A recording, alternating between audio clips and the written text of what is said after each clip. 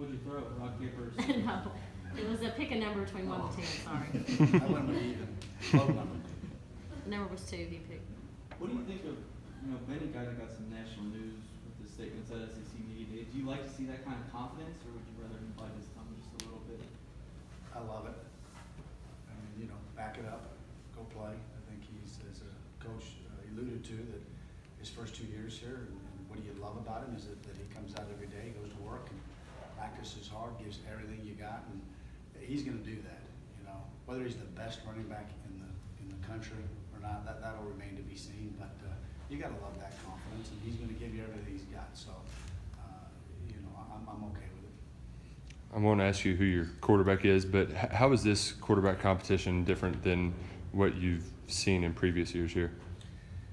You know what? I think just because we've lost somebody that had game experience, Stephen for 2 years, and now you've got all of them. None of them have been in a game, an actual bullets flying. So that's always an interesting facet when you come into the year. You tried to make as much game-like situations in the spring. Matt and I both, coach, decided that right about the third or fourth practice, that in team we made everything kind of game-like, no matter what, whether it was a scrimmage or not. And we called it from the hip. And so it was all as much game-like situations as we could for those quarterbacks, because it was huge. And good for the young guys that you got a chance to come in on defense or offense, either one of them, when they get that type of playing during practice. You can't simulate the full speed part of it, but I think it really helped our quarterback. So we'll continue to do that and see. Hopefully somebody just takes the job, Do you see a scenario where maybe Benny runs or gets the ball less this year just because of Saheem or AJ? You know what? I think, you look at his freshman year, and we had 2,000-yard rushers, and we had probably 3 with JoJo and Boom and Benny, and they all 3 touched the ball a lot. So you'd like to take a little bit off of Benny, for sure. I think as Coach talked about Saheem, you looked at AJ, and I thought he had a fantastic spring, and it's been the best summer Saheem's had. So I think we got a couple of guys that, number one, they're going to push him. I think that's what I saw in the spring. It's everything's open. The one thing you can't rest on your laurels. It's time to move forward. And Benny did that in the middle of the season last year, and he got better. And if he continues to do that, we'll be in great shape. But those guys pushing them has been really good for our room. You said you hope one of those guys takes the job. What do they have to do to take it? Well, it's just clear cut. Is that going to happen? It didn't happen in the spring, and it's they're both a little bit different.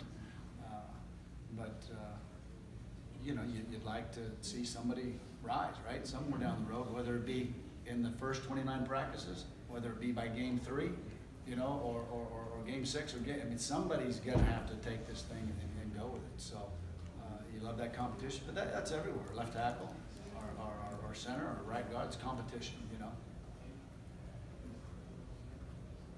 Coach Hughes mentioned that one of Terry's biggest assets is kind of escapability and movement. You can't really talk about simulating stuff, but he's not getting hit. How do you evaluate that when you factor in him playing? He's fast, and you see that his mobility that way, and so again, we did try to be as game simulation as we could, and I think we'll continue to do that for sure as we get into these next 29 practices or however many we have. We're going to put both of them, all 4 of them are going to get the opportunity to get in those types of situations. Mark mentioned the continuity in the coordinator's room, but what's it like to have an offensive line where almost all 5 guys are back? How much does that help the athletes around them? It's huge. We always talk about big men lead the way. For our offense to go, it's about those big guys. They're smart, they're physical, they love it. They love being around. It's a great room. So for that to happen is huge. Our communication is so much further ahead. As Coach says, we're going into our 3rd year in this system. We're talking better, and it's really good. It's a good feel. What about just the continuity with the coaching staff? As Mark just said, just having coordinators back for 2 years now. Just how does that help? It's great. It's fun to come to work, and when you don't reinvent the wheel all the time, you know, and we're finding ways right now to tweak the offense a little bit over the summer, and then as we've gotten back right now, this morning we were into red zone and just kind of having some ideas of how we can use our personnel and just building on that, and it's fun. It's just when you can go to work every day and you can have a smile on your face, you got a chance. How was Michael Smith's coaching style different than what was here before?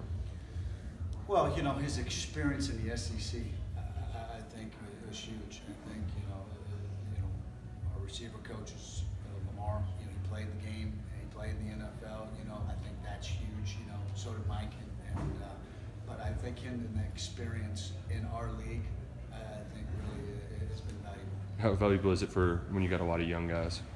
Yeah, I think it's just the relationship part of it. You know, he's been there, he's done it, and I think that really has been a good component for us. Anything else for Coach Gran? Okay, one more question about the receivers.